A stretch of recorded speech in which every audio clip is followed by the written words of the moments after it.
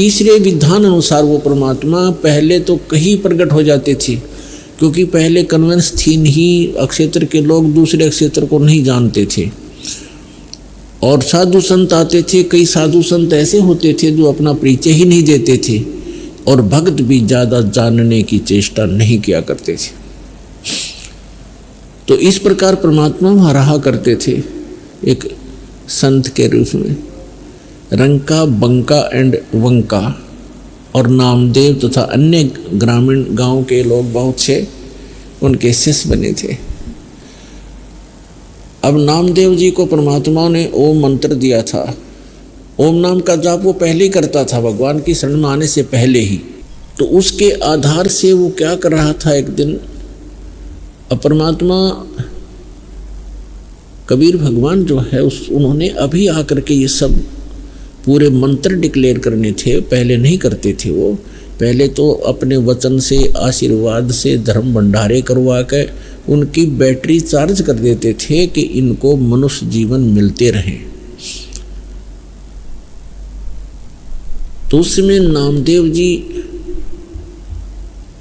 ओम नाम के जाप की पहले कमाई की हुई थी, पिछले जन्मों की भी, उस जन्म में भी करते थे। लेकिन परमात्मा ने उनको सतनाम नहीं दिया था तब तक, क्योंकि जब तक परीक्षा में खड़े नहीं हो जाते भक्त तो सतनाम नहीं दिया जाता था। पहले तो बिल्कुल ही नहीं दिया जाता था, एकाध भक्त को दिया गया था, उसको फिर प्रतिज्ञा करवा दी थी कि आगे किसी को बताना नहीं। एक दिन नामदेव जी कहीं से आ रहे थे और नगर में प्रवेश कर रहे थे अपने में, और वहाँ एक मंदिर के अंदर ब्राह्मण लोग परमात्मा की आरती उतार रहे थे। बहुत जोर की लय लगा रखी थी, सुर लगा रखा था, और घंटियां बजा रहे थे, खड़े होकर के आरती संपन्न कर रहे थे। नामदेव जी भी अपने पैर के जूते निकालकर और उन ब्राह्मणों के अंदर मंदिर में पहुंच गया और हाथ से जूतों से घंटी का काम कर रहा है। अब वहाँ पुजारी ने देखा, ब्राह्मण ने, कि एक छोटी जाति का समेत जूतों के हमारे बीच में आ गया है। पहले मंदिरों में छुआछूत बहुत ज़्यादा थी, और जूता हाथ में हो फिर तो बहुत ही बुरा होता था। नामदेव जी को पकड़ के मंदिर के पीछे पटक दिया एकांत में, कि तब तक आरती हो लेगी, इसको पीछे कर देते हैं पिछवाड़े में। परमात्मा ने वो मंदिर ही घुमा दिया। नामदेव की तरफ तो मंदिर का मुख हो गया, जैसे पड़े पड़े भी ऐसे अपने जूते बजा रहा था जैसे घंटी बजाते हैं, और पंडितों के पीछ की तरफ हो गया पीठ भगवान के मंदिर की।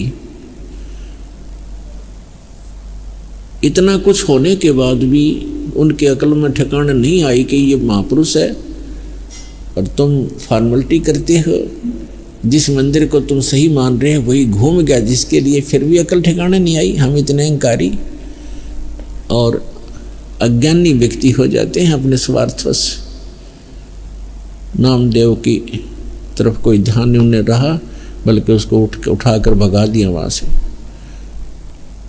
अगले दिन क्या देखता है, नामदेव गया वहाँ रंका बंका की झोंपड़ी पर। उस दिन वो अकेली लड़की विराजमान थी घर पे। नामदेव ने पूछा, बहन कहाँ गए आपके माता पिता? बहन ने कहा कि वो लकड़ियाँ लेने गए हैं जंगल से भाई, लकड़ी बेच कर आएंगे फिर रोटी खाएंगे।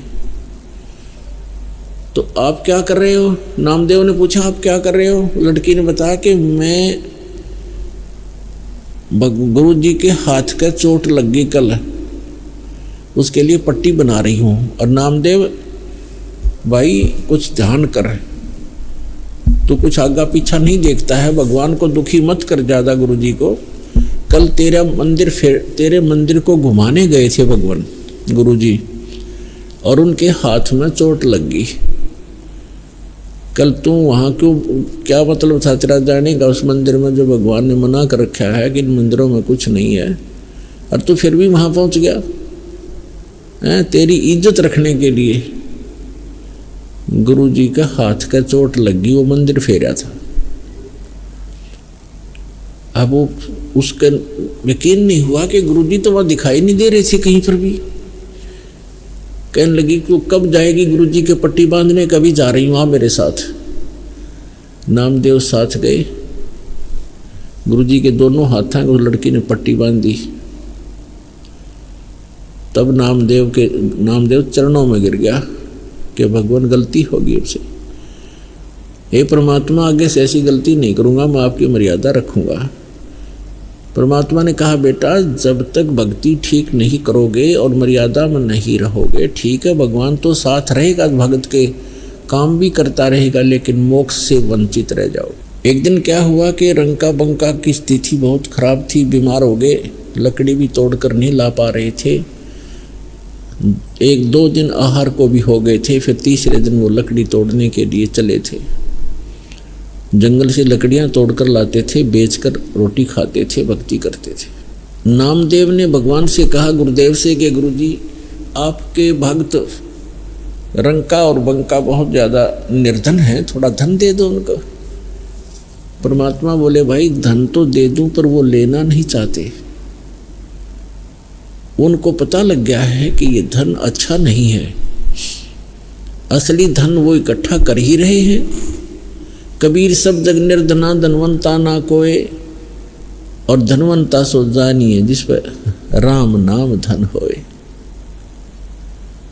नामदेव बालक था, बालक बुद्धि हमारी, हम चाहे भगवान के साथ रहें तो भी अपनी बुद्धि का प्रयोग हम करते ही रहते हैं। नामदेव ने कहा कि भगवान कुछ तो दे दो, क्यों ना लेंगे, बहुत दुखी है, 2 दिन तो रोटी खाई हो गए उनको, आज लकड़ी तोड़ने गए हैं बेचारे। परमात्मा बोले चल मेरे साथ। तो भगवान ने एक थैले में जेवर भर लिए, जेवर आभूषण सोने के अच्छे 1 किलो 2 किलो के लगभग, और रंका बंका जंगल से लकड़ी तोड़कर आ रहे थे, रास्ते में डाल दिया। वो थैला खाली करके एक झुंड की आड़ में दोनों बैठ गए, गुरुदेव और नामदेव। आगे आगे रंका जा रहा था, उसका पति। बंका थोड़ी पीछे आ रही थी 100 फुट दूरी पर। धीरे धीरे, वृद्ध थे, कमजोर भी थे शरीर से, सिर पे लकड़ियां थी, धीरे धीरे आ रहे थे। तो रंका ने पहले देखा सोना पड़ा है बहुत घना, पीछे देखा अपनी पत्नी की तरफ कि कहीं उसके मन में दोष ना आ जा, औरत को गहने बहुत प्रिय होते हैं। तो उसने क्या चाहा कि उस मिट्टी से, पैर से मिट्टी से उसको ऊपर मिट्टी डाल दो सोने पर, ताकि पत्नी को दिखाई ना दे, कहीं इस या नीयत खराब ना कर ले, भक्ति बिगड़ जाए इसकी। अब उसकी पत्नी ने दूर से देखा कि पति खड़ा क्यों हो गया, क्या कर रहा पैर से, क्या दिक्कत आ गई उसको। तो उसने ध्यान से देखा कि तो सोने के ऊपर मिट्टी डाल रहा है। वह समझ गई, कहने लगी चलो जी चलो, क्यों मिट्टी पर मिट्टी डाल रहे हो, चलो चलो क्यों मिट्टी पर मिट्टी डाल रहे हो। तो वो चल पड़ा, किसने देख तो लिया ही। अब वो भी आगे छोड़ के नौके नो चलेगी आगे को, नहीं उठाया उस सोने को कि भाड़ में जाओ ऐसा सोना। परमात्मा कहते हैं कबीर इतना दीजिए जा में कुटुंब समावे, साईं इतना दीजिए जा में कुटुंब समावे, हम भी भूखे ना रहती थी ना भूखा जावे। कबीर सब जग निर्धना धनवंता ना कोय, धनवंता सो जानिए जिस पर राम नाम धन होए। अब फिर परमात्मा ने कहा बता भाई कैसे दूं इसको, नामदेव कैसे दूं इनको, बोल। परमात्मा ने कहा नामदेव तेरी अकल ठिकाने नहीं आई अभी तक। जिन भक्त जो सतिथि आज इन भक्तों की है, तेरी पता नहीं कब बनेगी बेटा। और जब तक इस अतिथि में नहीं आ लेगा तब तक भक्ति मोक्ष प्राप्ति नहीं हो पाओगी तेरी। अभी तो आप संसारिक सुखों को प्राप्ति और दूसरों को प्राप्ति के लिए ही प्रार्थना करते रहते हो। इन सब घटनाएं को देख करके एक बार फिर, क्योंकि परमात्मा के साथ रहने से कुछ सिद्धियां, कुछ पूर्व जन्म की सिद्धियां आ जाती हो जाती हैं।